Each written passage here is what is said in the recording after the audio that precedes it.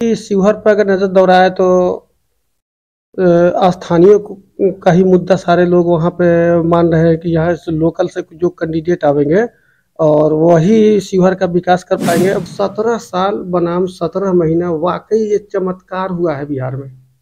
बिहार में ये चमत्कार है कि 17 महीने की सरकार ने जो जो नौकरी का जो पिटारा खुला है बिहार में, वह पिटारा वाकई आपको देखने को मिला है कि चेहरे पर एक टीचर को नौकरी मिलने से एक परिवार में 5 से 7 लोग कम से कम होते हैं ना, उन सातों परिवार में चेहरे पे खुशी बिखेर दी है माननीय तेजस्वी जी ने। ये तो हुआ है शिवहर में, नो डाउट। आपके स्थानीय एमएलसी फारूक साहब हैं, जो शिवहर के विकास के लिए जितना मुद्दा उन्होंने अपने विधान परिषद में उठाए, जिसका हम गिनती नहीं कर सकते हैं। काठ की हांडी बार बार मीडिया बंधु चढ़ता नहीं है, जिसके लिए कि रोजगार से पेट भरेगा, गलत मुद्दे से पेट नहीं भरता है। जो ढकोसला किए थे माननीय मोदी जी, उससे कोई पूरा नहीं हुआ बिहार में, और अदर स्टेट का भी वही हाल है, तो परिवर्तन तो निश्चित बिहार में होकर रहेगा। क्या आपको लगता है कि शिवहर लोकसभा से अभी के रेस में कौन बेहतर प्रत्याशी है और कौन जीत सकता है, और आगे कौन शिवहर के लिए सोच सकता है?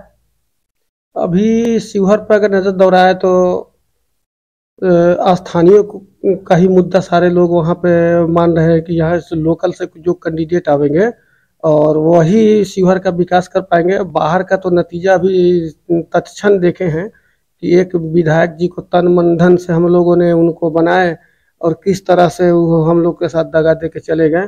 तो खैर वो आना जाना तो विधायकों का बात वो लगा रहेगा, लेकिन मिलने के लिए भी बात होती थी तो मधेपुरा सहरसा दौड़ना पड़ता था।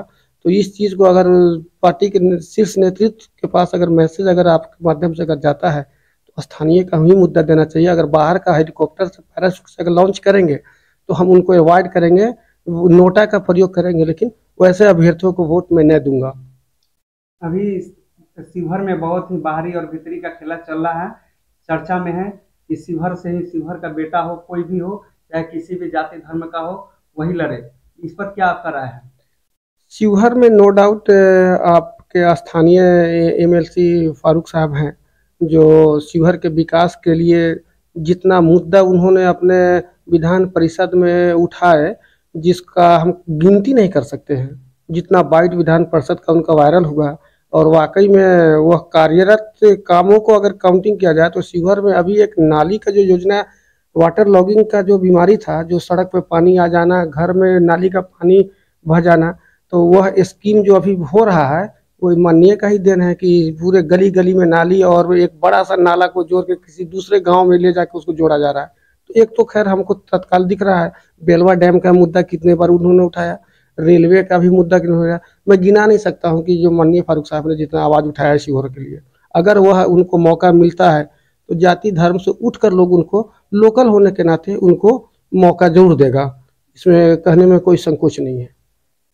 सुनने में आता है कि उन्होंने लॉकडाउन में भी जब लोग फंसे थे बाहर में, तो उन लोगों को भी काफी मदद किया था। हॉस्पिटल का भी मामला हो, चाहे सड़क, शिक्षा, स्वास्थ्य का भी मामला हो, उन्होंने बढ़ चढ़ कर शिवहर के लिए आवाज उठाया। शिवहर में कई सड़कें उन्होंने, जब तेजस्वी जी 17 महीने में के कार्यकाल में मुख्यमंत्री थे, तो उन्होंने कई सड़क या पुल पुलिया, शिक्षा के क्षेत्र में उन्होंने कई आवाज उठाया सदन में।